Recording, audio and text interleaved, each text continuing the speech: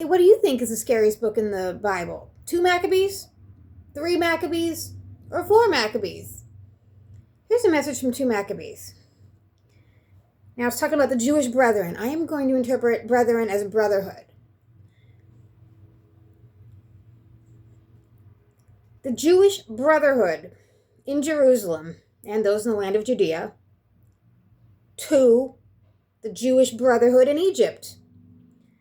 Greeting and good peace. May God do good to you. And may he remember his covenant with Abraham and Isaac and Jacob, his faithful servants. May he give you all a heart to worship him and to do his will with a strong heart and a willing spirit. May he open your heart to his law and his commandments, and may he bring peace. May he hear your prayers and be reconciled to you, and may he not forsake you in the time of evil. We are now praying for you here. In the reign of Demetrius, in the 169th year, we Jews wrote to you in the critical distress which came upon us in those years after Jason and his company revolted from the Holy Land in the kingdom and burned the gate and shed innocent blood.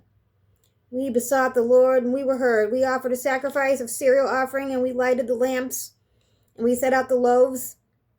And now we see that you keep the Feast of Booths in the month of Chislev in the 188th year.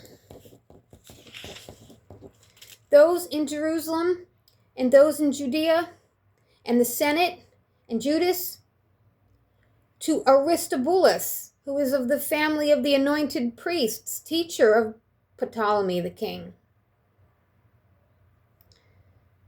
and to the Jews in Egypt, greeting and good health. Having been saved by God out of grave dangers, we thank him greatly for taking our side against the king, for he drove out those who fought against the holy city. For when the leader reached Persia with a force that seemed irresistible, they were cut to pieces in the temple of Nannia by a deception employed by the priests of Nannia. For under the pretext of intending to marry her, Antiochus came to the place together with his friends to secure most of the treasury as a dowry. When the priests of the temple of Nannia had set out the treasures and Antiochus had come with a few men inside the wall of the sacred precinct,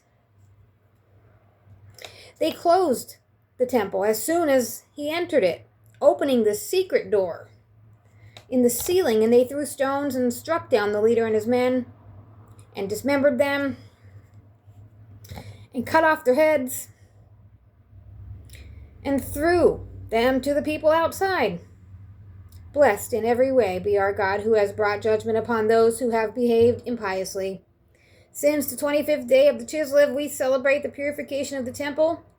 We thought it necessary to notify you in order that you may also celebrate the Feast of Booths and the Feast of the Fire, given when Nehemiah, who built the temple and the altar, offered sacrifices. For when our fathers were being led captive into Persia, the pious priests of that time took some of the fire of the altar and secretly hid it in the hollow of a dry cistern, where they took such precautions that the place was unknown to anyone. But after many years had passed, when it pleased God, Nehemiah, having been commissioned by the king of Persia, sent the descendants of the priests who had hidden the fire to get it. And when they reported to us that they had found not fire, but a thick liquid, he ordered them to dip it out and bring it.